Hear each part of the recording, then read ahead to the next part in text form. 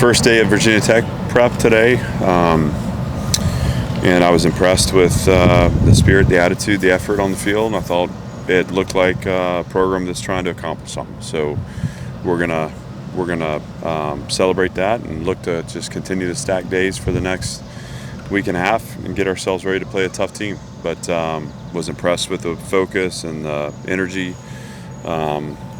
Tomorrow we'll have a strength and conditioning day for the guys. Saturday we'll do a little bench control work where we're scripted situations, and Sunday we'll start in earnest on kind of the first full prep day for the game. But like where we are, I think our bodies are getting back, and excited to get going on game week. And what do you look for in a day like today, and then going into next week? Are you certain things you're looking for from the guys? Obviously, probably a level of focus. Yeah, we haven't done a lot of installation on both sides of the ball in terms of game plan. So today was about kind of getting the rhythm of what's having service teams is like, and the last period there doing a kind of a picket sequence where we're it's the offense is best versus the defense is best in a service situation. So offensive emphasis for a few plays, defensive emphasis for a few plays. I wanted them to understand and kind of get the rhythm of that, what it looks like, what the expectations are. You've got a lot of young players on those service teams that their last exposure to that kind of work was high school, and so we kind of have to recalibrate. I think on both sides we're also trying to fold experienced veterans in on those teams, so kind of our 2 and 3 rotational guys, just to improve the quality of football played in those periods. And again, I felt like I was pleased with the energy that we took, and I guess that would be expected. But coming out of fall camp, first day of school was yesterday. There's lots of reasons to be distracted. This was a focused team that looked like it was ready to work together to try to win a game. So I was pleased with that. I mean, in some ways it'll be the easiest because every day from here on out gets a little bit harder. But I think we have a good starting point. We'll just look to build on it. Not asking you to name a starter, but how extensive are your conversations with Jerry Kill and Tim Beckman about the quarterback position to this point? Yeah, we talked about all positions, and certainly quarterback's one of them. That's the singular most important position on the field. I mean, the quarterback, the offense runs through the quarterback. He's got to be the problem solver. He's got to be the guy that is the coach, the coordinator on the field. He's also a leader in your locker room, and so we definitely have given that the attention it needs, and kind of honed in on where we're headed that way. But we've also done that for all positions, and that's been part of the exercise of the last few days, just preparing this team to get to game week. What have been the biggest offensive improvements in the last sort of week? We're playing physically up front, which to me, again, and I said this after the scrimmage last week, but we're an offense that needs to be efficient on first and second down. We have to stay out of kind of that third down and throw. That's not how we're built. We're going to be built to be efficient, and through efficiency on first, second down, we can become explosive. And that is going to start and end with our line of scrimmage. I think that Coach Klanakis and the offensive line have done a great job. I think our running backs are running the ball better. We're finding seams. We're hitting them faster. We're making second and third level cuts. That's been great to see. And that would be where I think I've seen just kind of an identity be established. And I think that we're playing physically on defense too. So it's been a really good back and forth.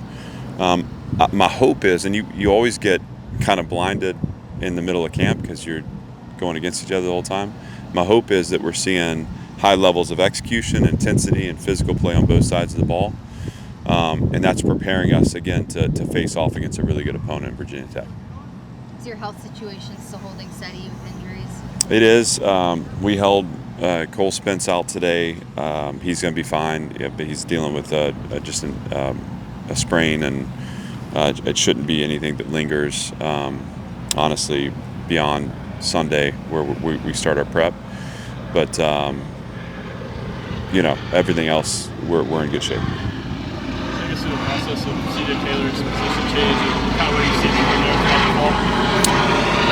Well, he's an instinctive playmaker, and I think you're looking to establish kind of edges to your defense, and so I didn't feel like we tackled well enough into the boundary last year. And again, the way we deploy largely is with a field overhang, so our additional defenders in the field space, and he's played that position a ton. But to have a sure tackle over there and someone that you can funnel the ball to was kind of the vision for it. Obviously, you also have to maintain some, high-level play to the field side also, and we feel like, with Randon in that star position, those guys have been able to uphold that standard. And with CJ into the boundary, I think you have a good vice for your defense there.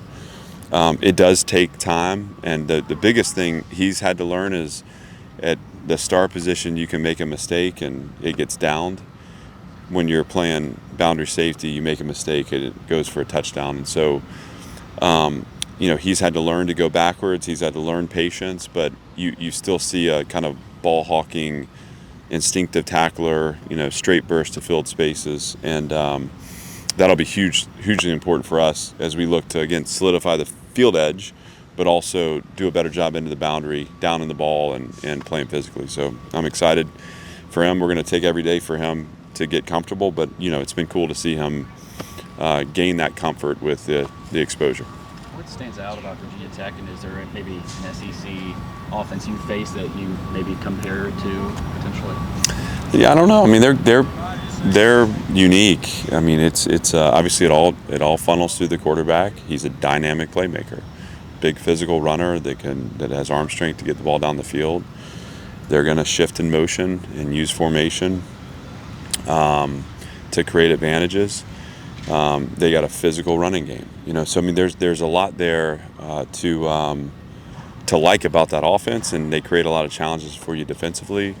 To me, I think the quarterback play is the thing that has my attention the most. And again, his ability to both extend plays with his legs, but also to get the ball up and over the top, it's impressive. So we'll have our work cut out for us. I know our team will be excited for the challenge. And we're in the early stages of creating a plan that we hope can do the best we can possibly do to make them play left-handed. At this point in fall camp, I know we've asked a lot about the defensive coordinator role for you, but do you feel like that has helped the organization as a whole of practice and just with the team as well, that you have been able to sort of funnel your attention to the defense more?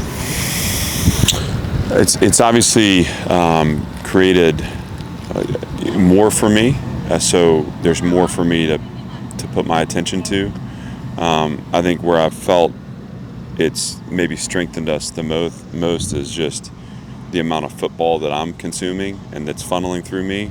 I think also my ability to create connections, teaching the game and sharing the passion for the game. I think with both sides, honestly. I think offense has fed off that too. And so, yeah, I feel like ideally, I think as a head coach that you're able to lift up and kind of, be CEO to a certain level.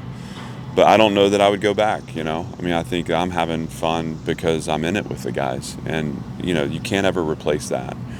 And I never want to be a head coach that's not in it with the guys. And so I also have a great defensive staff that allow me to split my attention when it needs to be split. And without that, this doesn't work. So having Tim and Jerry obviously is crucial to the success.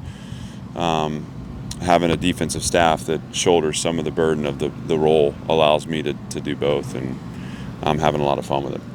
Anything else? Do you envision a game day looking different for you individually at all, or is it kind of the same deal as last year? No, it'll be more. I mean, I think anytime you're calling plays, you're processing at a different level. I mean, there's just your focus, your attention, having to, work with the staff to create adjustments and to, communicate those adjustments to the team. I think, again, my hope is that I'm able to do that through the staff and the staff's able to connect with the teams. I do want my attention to be on the field. I think it's important. I want to do that role really well. The head coaching role on game day means that I'm aware of what's going on. But certainly I'm going to be stretched more than I've been. And in some ways that'll be an interesting challenge. In some ways I'm really excited for it, you know, and it's my responsibility to keep my emotions in check. And, you know, when I was calling plays at Notre Dame, I was in the box. And so, you know, you had that level of buffer from the field. It'll feel different for me, but I'm excited for it.